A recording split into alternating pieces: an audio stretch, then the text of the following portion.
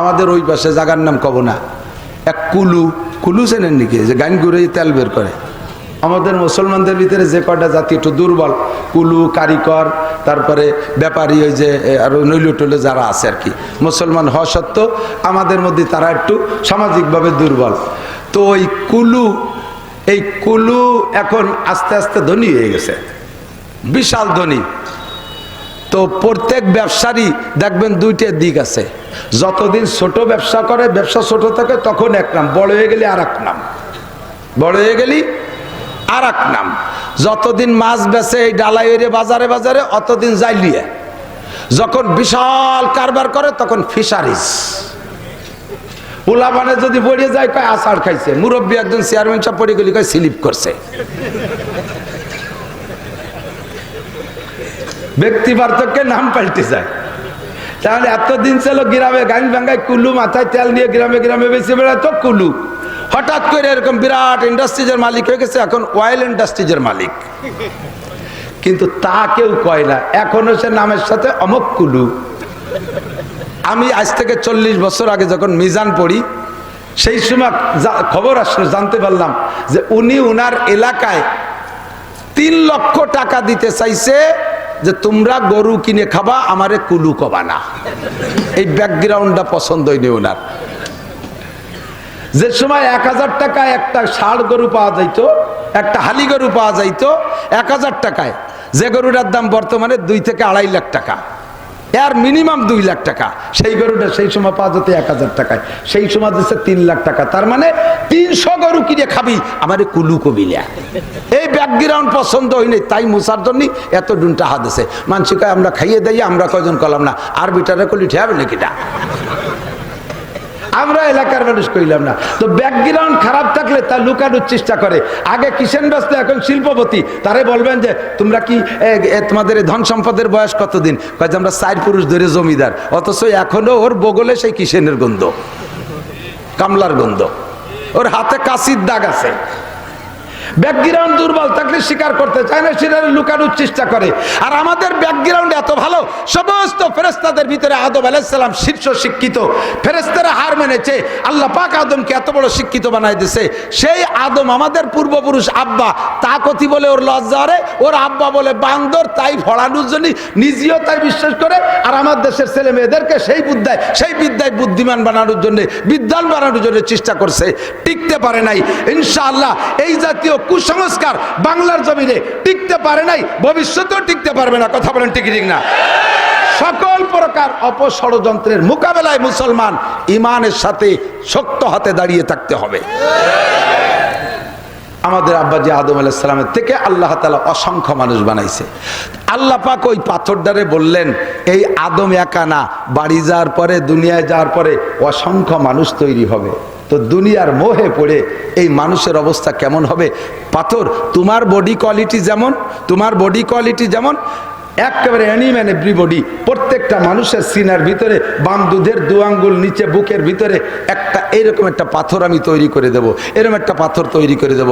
তার নাম হলো আলা ইন্না ফিল জাসাদি লামুদগা ইজা সালুহাত সালুহাল জাসাদু কুল্লুহু ওয়া ইজা ফাসাদাত ফাসাদাল জাসাদু কুল্লুহু আলা ওয়াহিয়াল কলব। ওইটার নাম হলো কলব। ইংরেজিতে কয় হার্ট, বাংলায় কয় হৃৎপিণ্ড, আরবিতে কয় কলব। ওই কলবটা জন্মসূত্রে তোমার মতো পরিষ্কার থাকবে, তুমি যেমন সাদা, ওটাও এরকম সাদা থাকবে, তার গায়ে কোনো দাগ হবে না। 15 বছর বয়স পর্যন্ত, 14-15 বছর বয়স পর্যন্ত ওই পাথরটা সাদা থাকবে, তার গায়ে কোনো দাগ বা থাকবে না। সাবালেগ হওয়ার পরে এরপরে তার আমলনামা তৈরি হবে, ওর নামে দপ্তর তৈরি হবে, ওর জন্য 2 জন ফেরেশতা যাবে, নাম তার কিরামান কাতিবিনা ইয়ালামুনা মা তাফআলুন। ফেরেশতা তার কাঁধে বসা থাকবে। বান্দা যখন একটা গুনাহ করবে, তওবা না করলে ওই গুনার একটা দাগ ওর পাথরের গায়ে পড়বে। যদি তওবা করে সাথে সাথে দাগটা মুইছা যাবে। এরপরে আবার গুনাহ করবে, আর একটা দাগ পড়বে, আবার গুনাহ গুনাহ করবে আর একটা দাগ পড়বে, এমন করে হাজার হাজার এই গুনার জগতে লক্ষ লক্ষ গুনাহ করবে।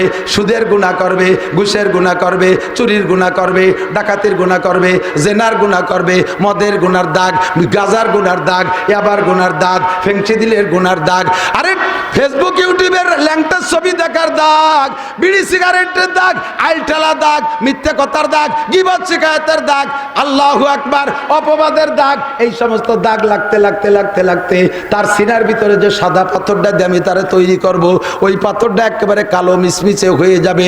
হঠাৎ করে আমার বান্দার ভিতরে বান্দা সচেতন হবে, তার ভিতরে চেতনা আসবে, আরে এই পরিমাণ কালো দাগ নিয়া আমি যদি আল্লাহর কাছে ফিরে যাই তাহলে আমার কি উপায় হবে। তখন এই দাগ মুছার জন্য আমার ইব্রাহিম আলাইহিস সালাম ডাক দিয়েছে, ওয়া আযযিন ফিন-নাসি বিল হজ্জে ইয়াতুকা রিজালান ওয়া আলা কুল্লি দামিরিন ইয়াতিনা মিন কুল্লি ফাজ্জিন আমিক। আমার ইব্রাহিম নবীকে দিয়া হজের একটা ডাক দেয়া, একটা আজান দেয়া রাখবো, ওই আজানের ধ্বনি কিয়ামত পর্যন্ত চলতে থাকবে। বিশ্বের প্রান্ত প্রান্ত থেকে আমার এই কালো দাগলা গুনাহগার বান্দাগুলো কাবাঘরের পাশে আসবে। ও পাথর তুই একটু যা, দুনিয়া আমার আদমের সাথে যা, তোর জায়গা দুনিয়ার অন্য কোনো জায়গা না, আমেরিকার হোয়াইট হাউসের ভিতরে না, ভারতের সংসদ ভবনের মধ্যে না, রাশিয়ার সংসদ ভবনে না, বাংলাদেশের সংসদ ভবনে না, তোর জায়গা হবে কাবাঘরের ভিতরে। আমার বান্দারা দূর দূর থেকে আইসা তা কাবাঘরকে তওব করে তোর গায়ে একটা চুমো দেবে, চুমো দেওয়ার সঙ্গে সঙ্গে তোর এই পাথরটা হবে, কি বলা হয়, এর নাম হবে কষ্টি পাথর। এর সাথে ছোঁয়া দেওয়ার সাথে সাথে আমার বান্দার সিনের ভিতরে যেই দাগগুলো লাগছিল ওই দাগগুলো তোর গায়ে লাগবে, আর তোর গায়ে লাগতে লাগতে একদিন তুই সাদা পাথর কালো পাথরে পরিণত হবি, আর তোর সাথে গুনাহগুলো লাগাই দিয়া আমার বান্দারা তার পাথরটাকে পরিষ্কার করে নিয়ে নিজ নিজ দেশে ফিরে যাবে। জুমার দিনের পরে সপ্তাহের প্রথম রাত, সপ্তাহটা বড় বরকতের সাথে শুরু করতে পারলেন। মাহফিলের মাধ্যমে, দিনী আলোচনার মাধ্যমে এ সপ্তাহের প্রথম রাতটা শুরু হলো। এ অঞ্চলের লক্ষ মানুষের মধ্য থেকে আল্লাহ পাক রব্বুল আলামিন বাছাই ছাঁটাই করে অত্যন্ত মহব্বতের সাথে ভালোবেসে আমাদেরকে নিজ নিজ আরামের বিছানা ফেলে সেখান থেকে আল্লাহ পাক হাতে ধরে ডেকে নিয়ে আসছেন। মজলিসে বসে অনেক অনেক কথা আমরা শুনতে পেরেছি, সামনেও যতক্ষণ আলোচনা হয় শুনব। আল্লাহ তাআলা আমাদের এই তৌফিক দিয়েছেন বিধায় শুকর আদায় করি আলহামদুলিল্লাহ।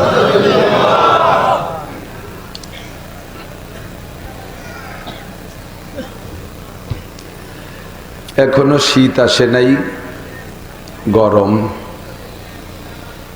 তারপরেও অনেক গরম না, মোটামুটি কমিয়েও গেছে।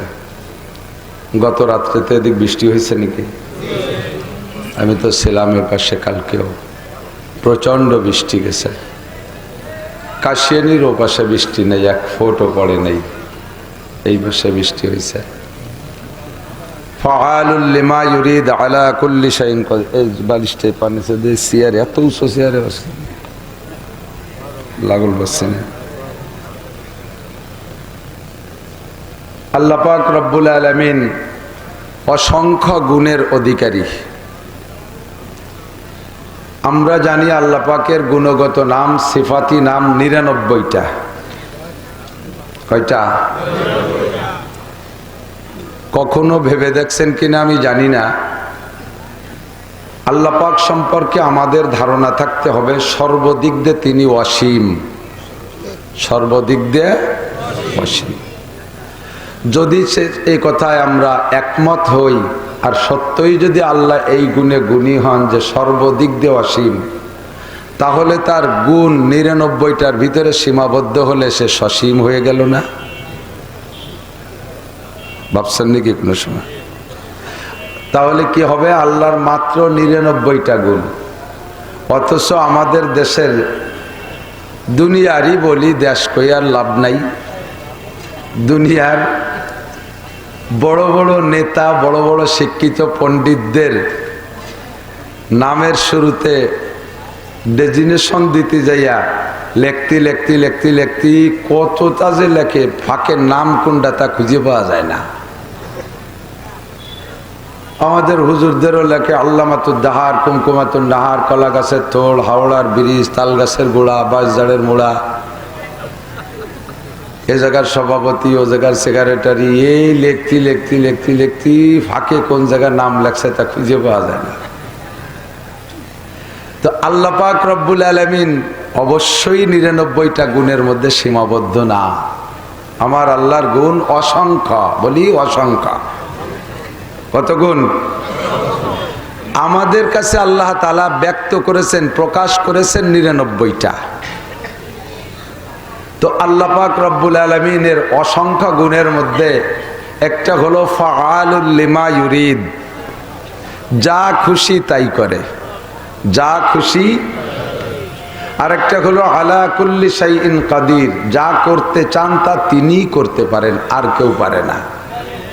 প্রেসিডেন্ট পারে না, প্রধানমন্ত্রী পারে না, স্বরাষ্ট্রমন্ত্রী পারে না, পররাষ্ট্রমন্ত্রী পারে না, যা খুশি করতে পারে না।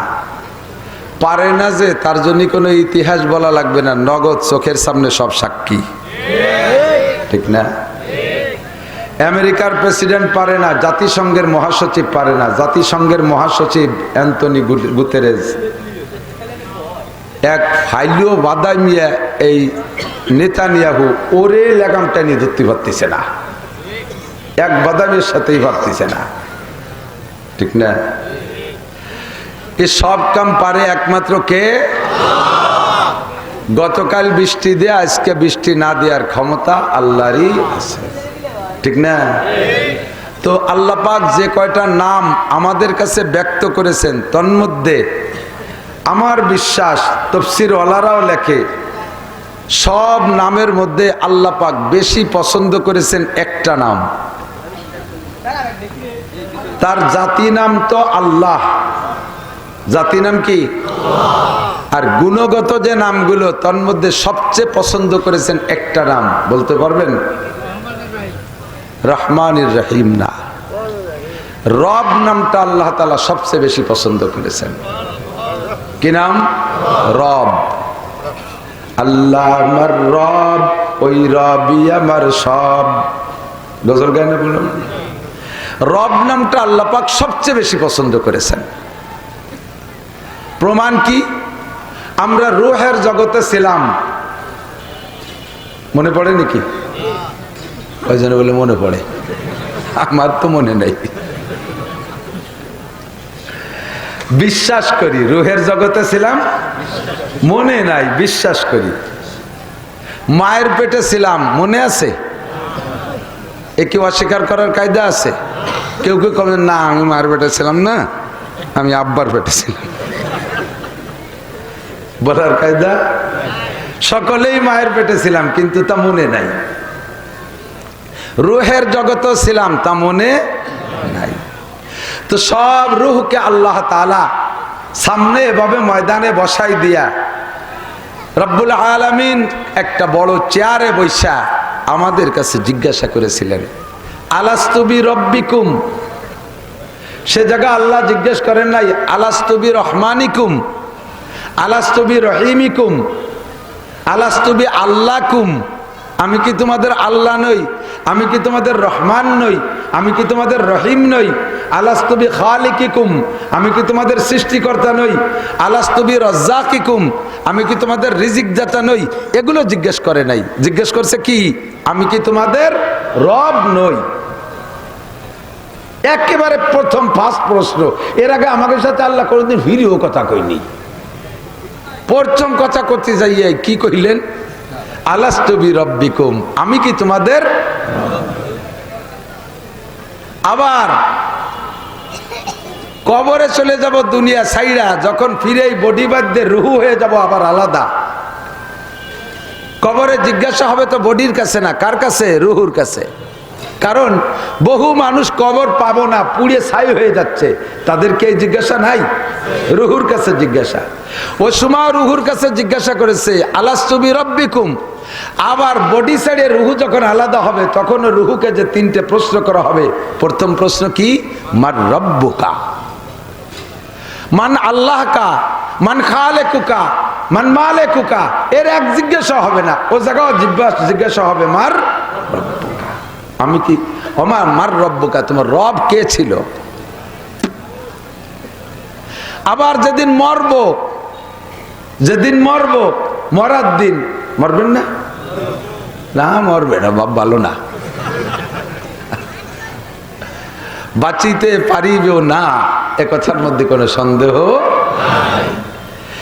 মরতেই হবে। তো মরার সময় আল্লাহ পাক বলেন, ইন্নাল্লাযীনা ক্বালু রাব্বুনাল্লাহু সুম্মা ইসতাকামু, যারা জীবন ভরে আমাকে রব বলে স্বীকার করে, এই রব স্বীকারের উপরে যারা অটল অবিচল মজবুত থাকবে, এমত অবস্থায় যারা মৃত্যু শয্যায় শায়িত হবে। এরপরে লম্বা কথা, রূহের জগতে পড়াইছে, আমাকে জিজ্ঞাসা করেছে আমি কি তোমার রব নই? মরার পরে রূহকে জিজ্ঞেস করা হবে তোমার রব কে? আবার মরার সময় যদি আমি রব কথার পর অটল অবিচল থাকি, তাহলে আমার জন্য রয়েছে মোটা পুরস্কার। এজন্য আমার বুঝ, এই ঘাটে ঘাটে পদে পদে আল্লাহ তাআলা রবকে ঠিক রাখছেন। শুরু রব, শেষে রব, মাঝে রব, সব জায়গা রব। কোরআন শরীফের ভিতরে রব শব্দ আছে না নাই?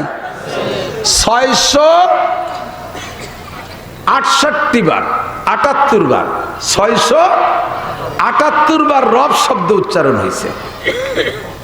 678 বার। এক্ষুনি গুগলে সার্চ দেন, কাম্মাররা লফজ রব ফিল কুরআনিল কারীম, এই আরবি লিখে সার্চ দেন, দেখবেন বের হয়ে আসবে। 678 বার আল্লাহ তাআলা রবের আলোচনা করেছেন কোরআন শরীফে। তাহলে এই রব কি আমাকে একটু বুঝে নিতে হবে। কতক্ষণ? প্রথম মাঠে বসায় আল্লাহ জিজ্ঞেস করেছিলেন যে আলাস্তু বিরাব্বিকুম, হে আমার সামনে যারা বসা আছো, তোমাদের উন্মুক্ত স্বাধীনতা দিয়েছি, তুমি আমার এই প্রশ্নের জবাব দাও। তুমি তালে তালে বলবা না, তাল মিলানোর জন্য বলবা না, মিল তাল ঠিক রাখার জন্য বলবা না, স্লোগানে গড় মিল বাঁধার ভয়তে বলবা না, বুঝে বলবা। এ জায়গা কোনো বাধা বিপত্তি নাই, কোনো মারামারি নাই, তোমাকে স্বাধীনতা দিয়েছি। ফামান শাআ ফালইউমিন ওয়া মান শাআ ফালইয়াকফুর, যার মনে চায় স্বীকার করো, যার মনে চায় না অস্বীকার করো। আমি তোমাদের পর কোনো চাপ সৃষ্টি করতেছি না, তোমাদেরকে স্বাধীনতা দিয়েছি। বলো আমি কি তোমাদের রব নই? আমরাও দুনিয়ায় বসে অনেক সময় মিছিল মিটিংয়ে যান না, মিছিল, বিশেষ করে চেয়ারম্যানই মেম্বারই মিছিল যান, যান চেয়ারম্যানের মিছিলই, চেয়ারম্যান সাহেব নাকি না, তাহলে মেম্বার কই? উনি যদি নির্বাচনে বড় মিছিলই বেরোয়, এই মিছিলই যদি ওরা ছেলে থাকে, ভাইয়ের নাম কি, যে নামই হোক, আমি আলাদা নাম কই, মানে ইউটিউবে ছড়াই দেবে না। আব্দুর রহমান ভাই, ওই মিছিলি তো আর সবটুক কয় না, রহমান ভাই কয়, সবাই কয় আমার ভাই, তোমার ভাই, সবাই কয় রহমান ভাই, রহমান ভাই। আর রহমান ভাই ছেলেও যদি ওর মধ্যে থাকে, সে কি রহমান আব্বা, রহমান আব্বা ও কি কয়, রহমান ভাই কয়, তুই ভাই কইস কয়, তাল ঠিক রাখি। এর মধ্যে আব্বা কলি তো গড়মিল বেঁধে যায়। আল্লাহ কয় এই জায়গা ওই টেনশন নাই, গড়মিল বাদে বাদুক। তুমি যদি আবার রব বলে পছন্দ না হয়, স্বীকার করতে মনে না চায়, আমাকে বিশ্বাস না হয়, আমার ভিতরে এই যোগ্যতা নাই বলে তোমার মনে হয়, তাহলে তুমি বলো না আনতা লাস্তা বিরাব্বি, তুমি আমার রব না, বলে ফেলো, কোনো সমস্যা নেই। এভাবে উন্মুক্ত স্বাধীনতা দিছে। আমরা সেদিন বুঝে শুনে আল্লাহর সামনে বলেছিলাম কি জানেন, কালু বালা,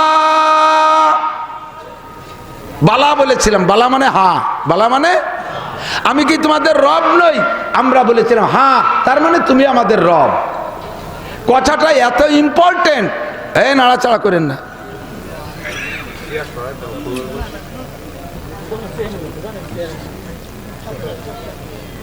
কথাটা এত জরুরি, এত ইম্পর্টেন্ট।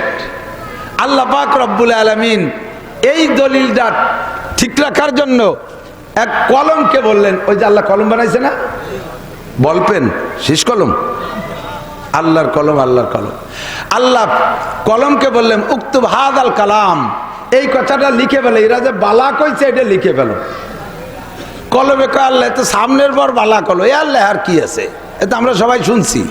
আল্লাহ কয় কঠিন বাটপাড় এই মানুষ, বাড়ি যাওয়ার পরে সব বালা টালা ভুলিয়ে হালা হয়ে যাবে, এই জন্য লিখে রাখো। একটা কাগজে লিখছে এই বালা, এই বালাটা লেখা একজন ফেরেশতারে দায়িত্ব দিয়েছে, তুমি এইটা সংরক্ষণ করে রাখবা। কেন আল্লাহ? এটা একদিন কাজে লাগবে, এটা একদিন কাজে লাগবে। ফেরেশতা কিছুদিন হাতে করে নিয়ে ঘুরে কয়, আল্লাহ কবে ফেরত দিতে হবে তোমার কাছে? এ কতদিন বয়ে নিয়ে বেড়াবো?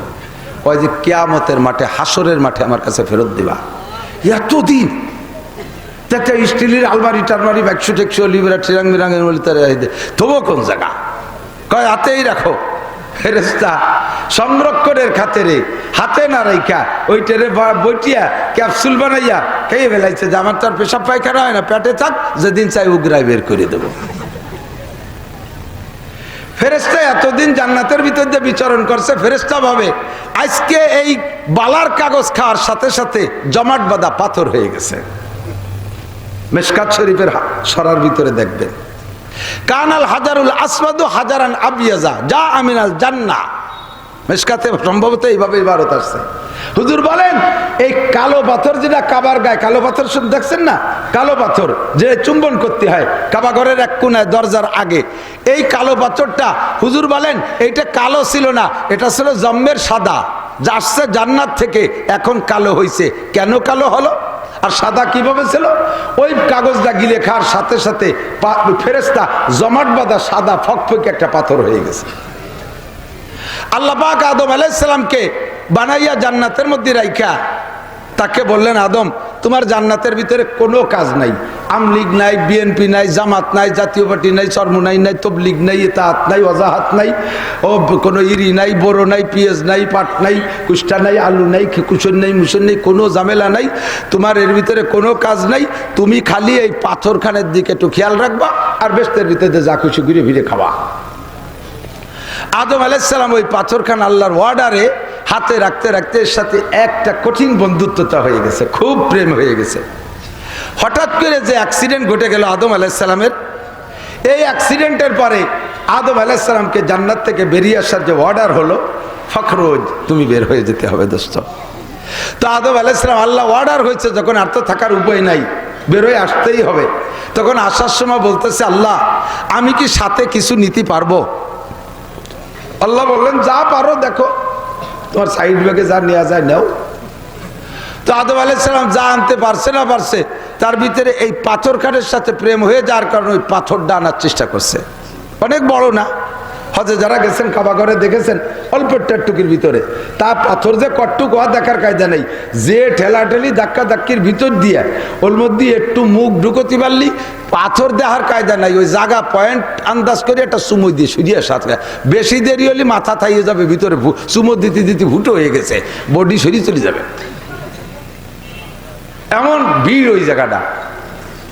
মক্কার অনেক ভিড় সরকার কায়দা করিয়া কুমায় ফেলাইছে। মেনায় ভিড় হতো, জমজমে ভিড় হতো, এ সব ভিড় কমায় ফেলাইছে কায়দা করিয়া, কিন্তু এই হজরে আসওয়াদ কালো পাথরের ভিড় কমানো যায়নি।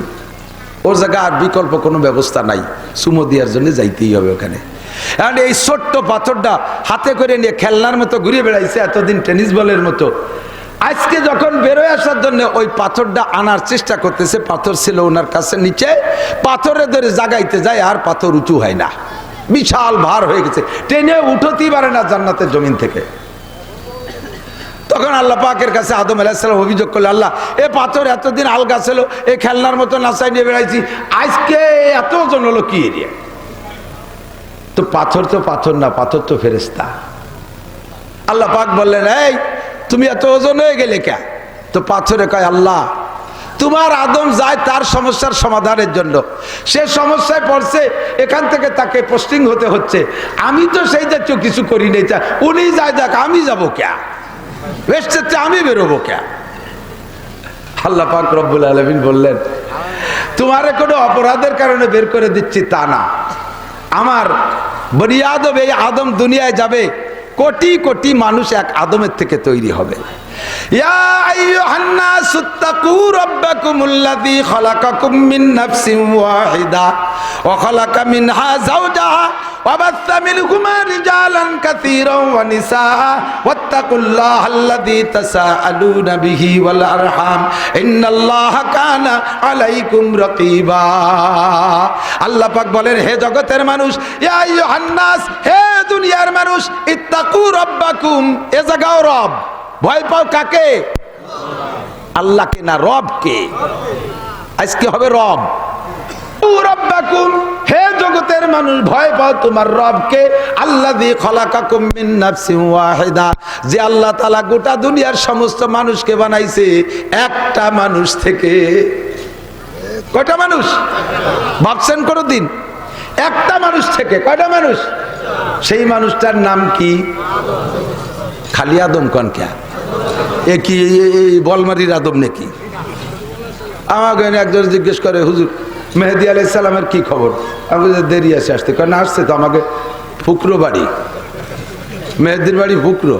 কি কয় মেহেদি? হ্যাঁ, তো ভ্যান চালায়, তার সাইডে ছেলে মেয়ে। এই মেহেদি কি সেই মেহেদি? এই আদম কি সেই আদম? এ আদম আলাইহিস সালাম। বলেন আদম আলাইহিস সালাম। একটা মানুষ থেকে সব মানুষ বানাইছে। এবার বলেন তো আদম আলাইহিস সালামের আব্বার নাম কি? আদম আলাইহিস সালামের মার নাম কি আছে? আচ্ছা না থাকুক, আদম রে তো আল্লাহ বানাইছে আমরা জানি। হাওয়া আলাইহিস সালামের আব্বার নাম কি? মার নাম কি? হইল কিভাবে? আদমকে আল্লাহ তাআলা বানাইছেন মাটি দিয়া, আদমকে আলাইহিস সালামকে আল্লাহ তাআলা বানাইছেন মাটি দিয়া। হাওয়া আলাইহিস সালামকে বানাইছেন কি দিয়া? মিন জিলাইহিল আইসার, তার বাম পাজরের একটা হাড় দিয়ে। প্রত্যেকে এখানে যারা আছেন, আপনারা যারা বিবাহ করেছেন আর যারা করোনায় ভবিষ্যতে করবা, তোমাকে আলাদা কোনো জায়গা থেকে তোমাকে বউ বানাইনি। যার যার বাম পাজরের হাড় দিয়ে তার তার বউ বানাইছে। আদমকে বানাইতে আল্লাহ তাআলা মাটি পাইলেন, হাওয়া আলাইহিস সালামকে বানাইতে কি মাটি পাইতেন না? ওই বাম পাজরে হাড় নিল কে? যে আলাদা মাটি দিয়ে বানালি, দুটি হাড়ির তুই তো মিল হয় না, আরে এক জায়গা থাকলে ঠুলো ঠুনি লাগে, এই জন্য আলাদা মাটি দিয়ে বানাই নেই। আদমের হাড় দিয়ে বানাইছে। হাড় মানে অঙ্গ, অঙ্গের সাথে মানুষের যেমন সম্পর্কর ভালোবাসা মোহাব্বত থাকে, স্ত্রীর সাথে ওই রকম সম্পর্কর ভালোবাসা মোহাব্বত যাতে হয়, এই জন্য আলাদা মাটি দিয়ে না বানাইয়া তার পাজরে হাড় দিয়ে বানাইছে। এই বডিতে এই জায়গায় দিয়ে যে রিক্সা চটার মতো চটা আছে না, ইন্দে গুনে দেন ডাইন পাশে। আপনারা যারা মোটা নাগল পাবেন, আমি পাতলা মানুষ, আমার সবখান গুলি দিতে। এবার সে একটা কম তো তাফাক্কারু ফি খালকিল্লাহ, আল্লাহর সৃষ্টি নিয়ে আমরা আপাতত একটু গবেষণা করি, কেমন হয়? আল্লাহর সৃষ্টি নিয়ে গবেষণা করেন, দেখবেন আল্লাহকে পেয়ে যাবেন। আল্লাহকে আলাদা তালাশ করতে গেলে কোনো রকেট তৈরি হয় নাই যে 7 আসমান ভেদ করে আল্লাহর বাড়ি যাই আল্লাহরে তালাশ করি আনবা। কাজেই অত দূর যাওয়া সম্ভব না। আল্লাহর সৃষ্টি নিয়ে গবেষণা করলে আল্লাহকে পাওয়া যায়। নবী পাক বলেন, তাফাক্কারু ফি খালকিল্লাহ ওয়ালা তাতাফাক্কারু ফিল্লাহ, আল্লাহর সৃষ্টি নিয়ে গবেষণা করো, আল্লাহকে পেয়ে যাবা। ওয়ালা তাতাফাক্কারু ফিল্লাহ, আল্লাহর কয়খান হাত? গণেশের তো 10 কান, আল্লাহর কি 20 কান না 22 কান? আল্লাহর কত হাত এই হিসাব করার তোমার দরকার নাই। আল্লাহর মাথা কত বড়, আল্লাহর ঠ্যাং কত বড়, আল্লাহর দাঁত কয়টা, আল্লাহর আব্বার নাম কি, আল্লাহর সৃষ্টি করলো কিনা? তুমি ভাত কুয়োর ব্যাং, তুমি অত বড় সাগরের চিন্তা হইলে তোমার লাভ নাই। তুমি এই কুয়োর মধ্যে মেয়মতি তালে তাও। আল্লাহর সৃষ্টি। ও দোস্ত, তাল গাছ এদিক তাকান, তাল গাছ আছে না এদিক? তাল গাছের যে গাছের তাল হয়, জৈটটা বাদ দিলাম, যে গাছের তাল হয় ওই গাছের তাল দিয়ে লাগাইলে পরে আরো হাজার হাজার তাল গাছ হয় না? তাহলে তাল গাছে মিলন লাগে না। এক তাল গাছ থেকে হাজার তাল গাছ হতে পারে। বাঁশের মুড়ো উঠে আর এক জায়গা লাগালি সে জায়গা থেকে বাঁশ হতে পারে। তাহলে মানুষেরও আল্লাহ তাআলা এমন একটা ব্যবস্থা করতেন, যেমন আদম আলাইহিস সালামের এই মুড়ো উঠে হাওয়া আলাইহিস সালামের বানাইছে, ওইরকম মানুষেরও মুড়ো উঠে উঠে হাজার হাজার মানুষ বানাইতো। কিন্তু সে পদ্ধতিতে আল্লাহ না যাইয়া আল্লাহ তাআলা ইচ্ছে করে উনার স্ত্রী বানাইয়া এরপরে বাচ্চা মিনহুমা রিজালান কাসীরা, এই দুইজনের থেকে আমি অসংখ্য মানুষ তৈরি করেছি। আল্লাহ যারে কাসির কয়, কাসির মানে বেশি, কাসির মানে বেশি, আর কলিল মানে কম, কলিল মানে আল্লাহ যাকে বেশি বলে তার চেয়ে আর বেশি হওয়ার জায়গা থাকে, আর আল্লাহ যারে কম বলে তার চেয়েও কম থাকে না। আল্লাহ যাকে ভালো বলে তার চেয়ে ভালো থাকে না, আল্লাহ যাকে মন্দ বলে তার চেয়ে আর মন্দ থাকে না। এবার আল্লাহ করে সংখ্যা নির্ধারণ করে বলেন নাই, আল্লাহ বলেছেন ওয়াবাত্তা মিনহুমা রিজালান কাসীরান ওয়া নিসাআ, ওই দুইজনের থেকে অসংখ্য নারী আর পুরুষ বানাইছি। সর্বপ্রথম একজন মানুষ আদম আলাইহিস সালাম। আপনারা কি এই কথায় বিশ্বাসী নাকি আপনাদের মুরব্বী বান্দর? ডারউইনের আকীদা, ডারউইনের বিশ্বাস, ওর পূর্বপুরুষ বলে বান্দর ছিল। এ বলে বিজ্ঞানী নাকি অজ্ঞানী? কি জ্ঞানী? বিজ্ঞানী না অজ্ঞানী? মানুষের ব্যাকগ্রাউন্ড খারাপ থাকলে তা মোটামুটি সারার চেষ্টা করে কোনোটাই দিয়ে, ঠিক না? মাঝে মাঝে কয়ে থাকি, আমাদের ওই পাশে জায়গার নাম কব না, এক কুলু, কুলু চেনেন নাকি, যে গান ঘুরে তেল বের করে। আমাদের মুসলমানদের ভিতরে যে কয়টা জাতি একটু দুর্বল, কুলু, কারিকর, তারপরে ব্যাপারী, ওই যে আর নৈল টৈল যারা আছে আর কি, মুসলমান হওয়া সত্ত্বেও আমাদের মধ্যে তারা একটু সামাজিকভাবে দুর্বল। তো ওই কুলু, এই কুলু এখন আস্তে আস্তে ধনী হয়ে গেছে, বিশাল ধনী। তো প্রত্যেক ব্যবসারই দেখবেন দুইটা দিক আছে। যতদিন ছোট ব্যবসা করে, ব্যবসা ছোট থাকে, তখন এক নাম, বড় হয়ে গেলে আর এক নাম, বড় হয়ে গেলি আর এক নাম। যতদিন মাছ বেচে এই ডালাই বাজারে বাজারে, অতদিন জাইলিয়ে। যখন বিশাল কারবার করে তখন ফিশারিজ। পোলাপানে যদি পড়ে যায় কয় আষাঢ় খাইছে, মুরব্বী একজন চেয়ারম্যান সাহেব পড়ে গেলি কয় স্লিপ করছে। ব্যক্তি পার্থক্যে নাম পাল্টে যায়। তাহলে এতদিন ছিল গ্রামে গান ভাঙ্গায় কুলু, মাথায় তেল নিয়ে গ্রামে গ্রামে বেশি বেড়াতো কুলু। হঠাৎ করে এরকম বিরাট ইন্ডাস্ট্রিজের মালিক হয়ে গেছে, এখন অয়েল ইন্ডাস্ট্রিজের মালিক। কিন্তু তা কেউ কয় না, এখনো সে নামের সাথে অমক কুলু। আমি আজ থেকে 40 বছর আগে যখন মিজান পড়ি, সেই সময় খবর আসলো, জানতে পারলাম যে উনি উনার এলাকায় 3 লক্ষ টাকা দিতে চাইছে যে তোমরা গরু কিনে খাবা, আমারে কুলু কবা না। এই ব্যাকগ্রাউন্ডটা পছন্দ হয়নি ওনার। যে সময় 1000 টাকায় একটা ষাঁড় গরু পাওয়া যাইতো, একটা হালি গরু পাওয়া যাইতো 1000 টাকায়, যে গরুটার দাম বর্তমানে 2 থেকে 2.5 লাখ টাকা, এর মিনিমাম 2 লাখ টাকা। সেই গরুটা সেই সময় পাওয়া যেত 1000 টাকায়, সেই সময় দিচ্ছে 3 লাখ টাকা। তার মানে 300 গরু কিনে খাবি, আমার কুলু কবিলা। এই ব্যাকগ্রাউন্ড পছন্দ হয়নি, তাই মুসার জন্য এত ডুনটা হাতেছে। মানসি কয় আমরা খাইয়ে দেই, আমরা কয়জন কলাম না, আর বিটারে কলি ঠেবে নাকিটা, আমরা এলাকার মানুষ কইলাম না। তো ব্যাকগ্রাউন্ড খারাপ থাকলে তা লুকানোর চেষ্টা করে। আগে কিষেন ব্যস্ত, এখন শিল্পপতি। তারে বলবেন যে তোমরা কি তোমাদের ধন সম্পদের বয়স কতদিন? কয় যে আমরা 4 পুরুষ ধরে জমিদার। অথচ এখনো ওর বগলে সেই কিষেনের গন্ধ, কামলার গন্ধ, ওর হাতে কাশির দাগ আছে। ব্যাকগ্রাউন্ড দুর্বল থাকলে স্বীকার করতে চায় না, সেটা লুকানোর চেষ্টা করে। আর আমাদের ব্যাকগ্রাউন্ড এত ভালো, সমস্ত ফেরেশতাদের ভিতরে আদম আলাইহিস সালাম শীর্ষ শিক্ষিত। ফেরেশতারা হার মেনেছে, আল্লাহ পাক আদমকে এত বড় শিক্ষিত বানাই দিয়েছে। সেই আদম আমাদের পূর্বপুরুষ আব্বা, তা কথি বলে ওর লজ্জা রে, ওর আব্বা বলে বান্দর, তাই ফড়ানোর জন্য নিজেও তাই বিশ্বাস করে। আর আমার দেশের ছেলে মেয়েদেরকে সেই বিদ্যায় বুদ্ধিমান বানানোর জন্য, বিদ্যান বানানোর জন্য চেষ্টা করছে, টিকতে পারে নাই। ইনশাআল্লাহ এই জাতীয় কুসংস্কার বাংলার জমিনে টিকতে পারে নাই, ভবিষ্যতেও টিকতে পারবে না। কথা বলেন ঠিক না? সকল প্রকার অপষড়যন্ত্রের মোকাবেলায় মুসলমান ইমানের সাথে শক্ত হাতে দাঁড়িয়ে থাকতে হবে।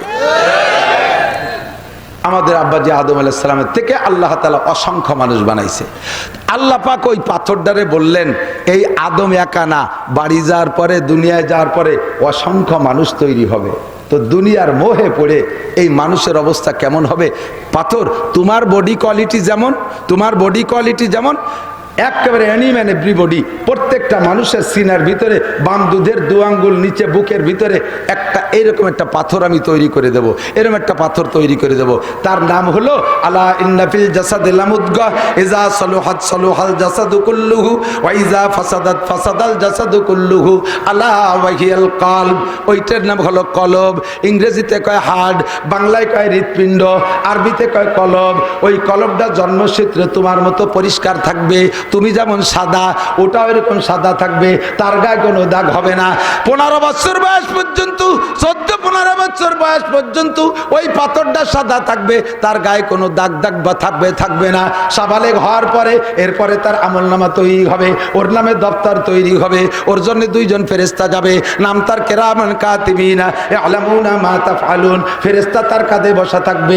বান্দা যখন একটা গুনাহ করবে, তওবা না করলে ওই গুনার একটা দাগ ওর পাথরের গায়ে পড়বে, যদি তওবা করে সাথে সাথে দাগটা মুইসা যাবে, এরপরে আবার গুনাহ করবে আর একটা দাগ পড়বে, আবার গুনাহ করবে আর একটা দাগ পড়বে, এমন করে হাজার হাজার এই গুনার জগতে লক্ষ লক্ষ গুনাহ করবে, সুদের গুনাহ করবে, ঘুষের গুনাহ করবে, চুরির গুনাহ করবে, ডাকাতির গুনাহ করবে, জেনার গুনাহ করবে, মদের গুনার দাগ, গাজার গুনার দাগ, ইয়াবার গুনার দাগ, ফেংচিদিলের গুনার দাগ, আরে ফেসবুক ইউটিউবের ল্যাংটার ছবি দেখার দাগ, বিড়ি সিগারেটের দাগ, আইলটালা দাগ, মিথ্যা কথার দাগ, গীবত শিকায়তের দাগ, আল্লাহু আকবার, অপবাদের দাগ, এই সমস্ত দাগ লাগতে লাগতে লাগতে লাগতে তার সিনার ভিতরে যে সাদা পাথরটা দিয়ে আমি তারা তৈরি করব, ওই পাথরটা একেবারে কালো মিশমিশে হয়ে যাবে। হঠাৎ করে আমার বান্দার ভিতরে বান্দা সচেতন হবে, তার ভিতরে চেতনা আসবে, আরে এই পরিমাণ কালো দাগ নিয়া আমি যদি আল্লাহর কাছে ফিরে যাই তাহলে আমার কি উপায় হবে? তখন এই দাগ মুছার জন্যে আমার ইব্রাহিম আলাইহিস সালাম ডাক দিয়েছে, ওয়া আযযিন ফিন নাস বিল হজ্জ ইয়াতুকা রিজালান ওয়া আলা কুল্লি দামিরিন ইয়াতিনা মিন কুল্লি ফাজ্জিন আমিক। আমার ইব্রাহিম নবীকে দিয়ে হজের একটা ডাক দেয়া, একটা আজান দেয়া রাখবো, ওই আজানের ধ্বনি কিয়ামত পর্যন্ত চলতে থাকবে। বিশ্বের প্রান্ত প্রান্ত থেকে আমার এই কালো দাগলা গুনাহগার বান্দাগুলো কাবাঘরের পাশে আসবে। ও পাথর তুই একটু যা, দুনিয়া মার আদমের সাথে যা, তোর জায়গা দুনিয়ার অন্য কোনো জায়গা না, আমেরিকার হোয়াইট হাউসের ভিতরে না, ভারতের সংসদ ভবনের মধ্যে না, রাশিয়ার সংসদ ভবনে না, বাংলাদেশের সংসদ ভবনে না, তোর জায়গা হবে কাবাঘরের ভিতরে। আমার বান্দারা দূর দূর থেকে আইসা তা কাবাঘরকে তওব করে তোর গায়ে একটা চুমো দেবে, চুমো দেওয়ার সঙ্গে সঙ্গে তোর এই পাথরটা হবে, কি বলা হয়, এর নাম হবে কষ্টি পাথর। এর সাথে সোয়া দেওয়ার সাথে সাথে আমার বান্দার সিনের ভিতরে যেই দাগগুলো লাগছিল ওই দাগগুলো তোর গায়ে লাগবে, আর তোর গায়ে লাগতে লাগতে একদিন তুই সাদা পাথর কালো পাথরে পরিণত হবি, আর তোর সাথে গুনাহগুলো লাগাই দিয়া আমার বান্দারা তার পাথরটাকে পরিষ্কার করে নিয়ে নিজ নিজ দেশে ফিরে যাবে। আমার বান্দার উপকার হবে, তুই গেলি, তোর সাথে সোয়া লেগে আমার বান্দার পাথরটা সাদা হবে, তুই একটু যা। পাথর কা আচ্ছা, যদি আমার দ্বারা এরকম উপকার হয় তাহলে আমি রেডি আছি। আলগা হয়ে গেছে, আদম আলাইহিস সালাম পাথরটা হাতে করে নিয়ে আসছে, আইসা এখানে রেখে দিছে কাবা ঘরে, সেই থেকেই কাবা ঘরের মধ্যে রাখছে, আজও পর্যন্ত কাবা ঘরের মধ্যে আছে। এই হলো হাজরে আসওয়াদের ইতিহাস, কালো পাথর। এবার এই কালো পাথরের ব্যাটের মধ্যে কি আছে অনেকে ভুলে গেছে, রবের কাগজ। কিসের কাগজ? রব লেখা কাগজ। কি লেখা কাগজ? রব লেখা কাগজ। আল্লাহ পাক ওই সময় পড়াই দিয়েছে, দুনিয়ায় যাও, যাইয়ে দুনিয়ার তাল তামাশা দেখে যেন রবকে ভুলে যেও না, যাতে রব মনে থাকে। এই জন্য আমি রেগুলার রবের মস্ক চালু করে দিলাম। 5 ওয়াক্ত নামাজের মধ্যে পড়বে সূরা ফাতিহা, নফল নামাজের মধ্যে পড়বে সূরা ফাতিহা। কি পড়েন তো? আলহামদুলিল্লাহি রব্বিল আলামিন। রব আছে না নাই? লা সালাতা ইল্লা বিফাতিহাতিল কিতাব। আল্লাহ কয় রব বলে এখান থেকে মস্ক করে, এখান থেকে ওয়াদা করে গেছি যাতে ভুলে না যাস, যাতে ভুলে না যাস। এই জন্য আমি রেগুলার সূরা ফাতিহা তোদের জন্য জরুরি করে দিলাম। নবী পাক বলেন লা সালাতা ইল্লা বিফাতিহাতিল কিতাব, সূরা ফাতিহা ছাড়া কোনো নামাজ হবে না। এই জন্য ওর ভিতরে আমাদের রবের মস্ক হতে থাকে। আলহামদুলিল্লাহি রাব্বিল আলামিন। সকল প্রশংসা কার? আল্লাহর না, সকল প্রশংসা ওই আল্লাহর, যিনি আমার রব, যিনি আমার সারা জগতের রব। ঠিক না? আরে রব বোঝেন নাই বিটা, রব বোঝেন। রব মানে প্রতিপালক। কষ্ট হচ্ছে? অবশ্যই হচ্ছে, গরম ঠেকতেছে, মিথ্যে কথা কইেন না, অলিও বসে থাকেন। কষ্ট তো হবেই, কষ্ট নালি কেষ্ট হবে। হিন্দুরা কয়, আমরা কব না কোনোদিনও কেষ্ট, কেষ্ট তো হিন্দুকে। অনেক পরিভাষা আমাদের মধ্যে এখনো পর্যন্ত চলে আসছে। আল্লাহ লক্ষ্মী বেজার, কয়টা লক্ষ্মী বেজার? ঘর ঝাড়ু না দিয়ে ফকিরে ভিক্ষে দিলি লক্ষ্মী বেজার হয়, রাত্রিরে আইটি বানি ফেলালি লক্ষ্মী বেজার হয়। বলেন আলহামদুলিল্লাহ। বলেন আইটি পানি ফেলাই দেবেন, লক্ষ্মী বেজার হবে। বলেন আলহামদুলিল্লাহ। ধর আমি কই লোকটা আলহামদুলিল্লাহ কতি, কারণ লক্ষ্মী বেজার হলে আল্লাহ খুশি হয়। লক্ষ্মী বেজার হলি কাজে আমি লক্ষ্মীরে বেজার করে খুশি হবো তো আলহামদুলিল্লাহ। আইটি পানি বাইরে ফেলাবো আলহামদুলিল্লাহ। লক্ষ্মী বেজার হোক, আল্লাহ খুশি হবে। রাতের বেলা ঘর ঝাড়ু দিয়ে ফেলালে লক্ষ্মী বেজার হয়। বলেন আলহামদুলিল্লাহ। 5 বার ঝাড়ু দেবো, আর 5 বারের লক্ষ্মীরে আমি ঝাড়ু দেবো, আমার আল্লাহ খুশি হবে। আল্লাহ তদুষ্ট কষ্ট হোক আর যাই হোক, আমরা বুঝে নেই রব, রব কাকে বলে? প্রতিপালক। বলেন প্রতিপালক। প্রতিপালক কাকে বলে? খুব একটু ভাবলেই আপনি পেয়ে যাবেন। যে যেমন ব্যক্তি তার জন্য তেমন সবকিছু দিয়ে আল্লাহ তাআলা ব্যবস্থা, যিনি ব্যবস্থা করে তিনি হতে পারে রব। কতক্ষণ? আমাদের বাচ্চারা, আমাদের মানুষের বাচ্চা জন্মের পরপরই সব প্রাণী দেখি, যে প্রাণী যা খায়, মা বাপে যা খায়, তাৎক্ষণিক বাচ্চারা ডেলিভারির পরে তাৎক্ষণিক হোক বা একটু পরেই হোক, মেলা দেরি হয় না, অল্প দিনের ভিতরে মা যা খায় বাচ্চায়ও তাই খায়। মুরগিটি চাইল খায়, খুদ খায়। মুরগির বাচ্চা ডিমিতে বেরোইয়া 3 মাস দুধ খায়, কথা কয় না, কি খায়? তার মাও খুদ খায়, ও খুদ খায়। গরুর বাচ্চাটা যদিও দুধ খায়, তবে 3-4 দিন পরে তো দেখবেন মার সাথে পালাচ্ছে, টেনে টেনে একটা খেরসা পায়, ঠিক না? তেফলেরা ঘর না দেখি বার যায় শির, তেফলেরা ঘর না দেখি বার যায় শির, তেফলে মিসকিনরা আজানান মুর্দাগির। মুরগির বাচ্চাটা জন্মের পরে মাও খুদ খায়, বাচ্চাও খুদ খায়। আরে তোমার বাচ্চাটা জন্মের পরে তুমি মা খাও রুটি, তোমার বাচ্চাটারে যদি জন্মের সাথে সাথে গোস্ত রুটি দাও, খাতি হবে, দুধ দিতে পারবো না, বাঁচবে একটাও। ওর যেমন দুধের দরকার তেমন দুধ দেয়, তাও সাপ্লাই পদ্ধতি দেখলে আশ্চর্য হবে। ফিডার ফ্লাক্স একসাথে আল্লাহ তাআলা তৈরি করে দিয়েছে। পরিমাণ মতো গরম, পরিমাণ মতো ঠান্ডা, পরিমাণ মতো গাঢ়, পরিমাণ মতো পাতলা, পরিমাণ মতো লবণ, পরিমাণ মতো মিষ্টি। বেশি মিষ্টি দেই নাই, সুগার বেড়ে গেলে আবার তার ডায়াবেটিস হবে জন্মের সাথে সাথে। পরিমাণ মতো মিষ্টি দেশে, মিষ্টি না হয়ে যদি খালি ভাঞ্চি হয় তাহলে খাবে না, সাইটে সাইটে বাইরে হিসাব ফেলাই দেবে, একটুও তা গেলবে না। এই জন্য পরিমাণ মতো মিষ্টিও দেশে, তার ভিতরে এমনই একটা শক্তি দেশে। আর এই দুধ বের করার জন্য মায়ের 2টা স্তনে কয়টা ছিদ্র জানেন? আরে একটা গাভীতে 20 কেজি দুধ হয়, 4টে বান্ধে 20 কেজি দুধ বের হয়। কয়টা বান? 4টে বান্ধে 20 কেজি দুধ বের হয়। এই 4টে বানের মুখে কয়টা ছিদ্র? 4টে। একটা ছিদ্র দিয়ে 5 কেজি দুধ বের হয়, 4 বান্ধে 20 কেজি। আর আপনার মায়ের স্তন থেকে একজন বাচ্চা, একটা বাচ্চায় 4-5 কেজি দুধ খায় না এক অক্তে। 1 পোয়া, আধা পোয়া, 1 পোয়া, আধা কেজি দুধ খায়।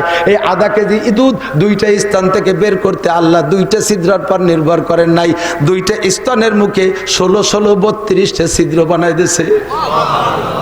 এই 32টা ছিদ্র দিয়ে আল্লাহ কেন দুধ দেন? 32টা ছিদ্রের মুখে, প্রত্যেকটা ছিদ্রের মুখে আলাদা আলাদা মেশিন দিয়া ও জায়গা ভিন্ন ভিন্ন মেডিসিন দেশে। এই 32টা ছিদ্র দিয়ে দুধ বের করে খাবে।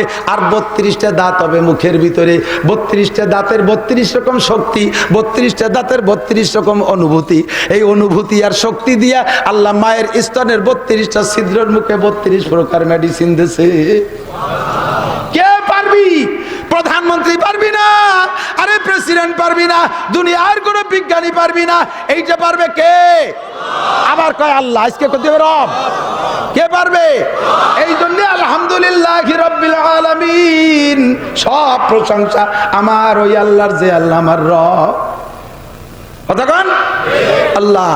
এই দুধ বাচ্চায় খাইলে তার হার্ট, লাংস, চোখের পাওয়ার, ব্রেন, তার কিডনি, তার বাল্ব সব কিছু শক্তিশালী হয়।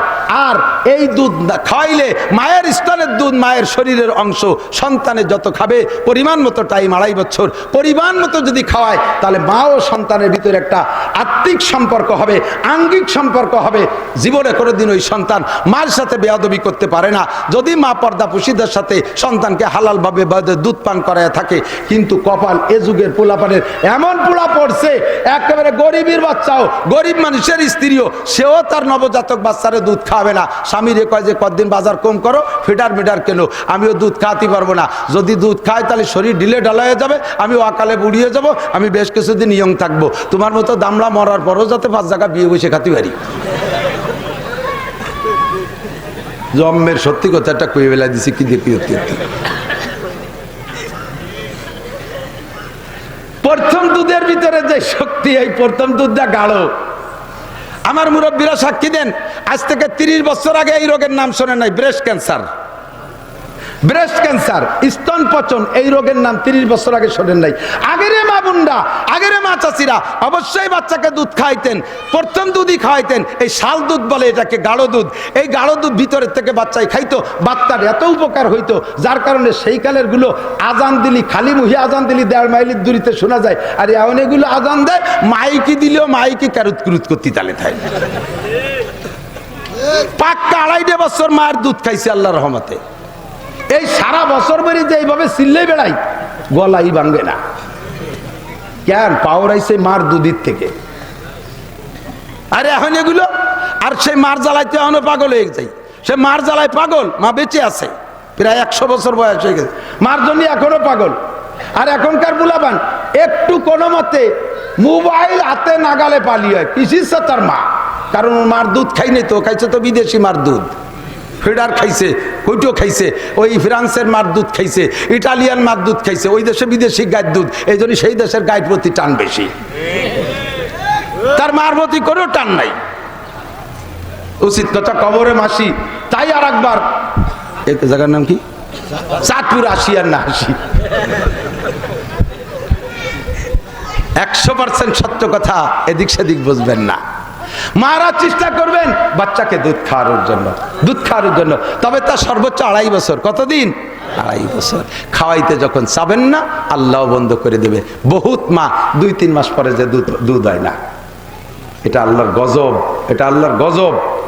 হ্যাঁ, শুকনো শুকনো মহিলা, একেবারে শূন্য, টেনটেনায় পাই পেঁচায় পুড়ি যায়। এই সকল মহিলা জোড়া বাচ্চা হয়েছে, তাই সে দুধের দুধ খাওয়াইয়ে নাক মুখ ভিজে ফেলাই দিচ্ছে, খাওয়াইয়ে সারতে পারে না, ব্লাউজ ভিজে যাচ্ছে।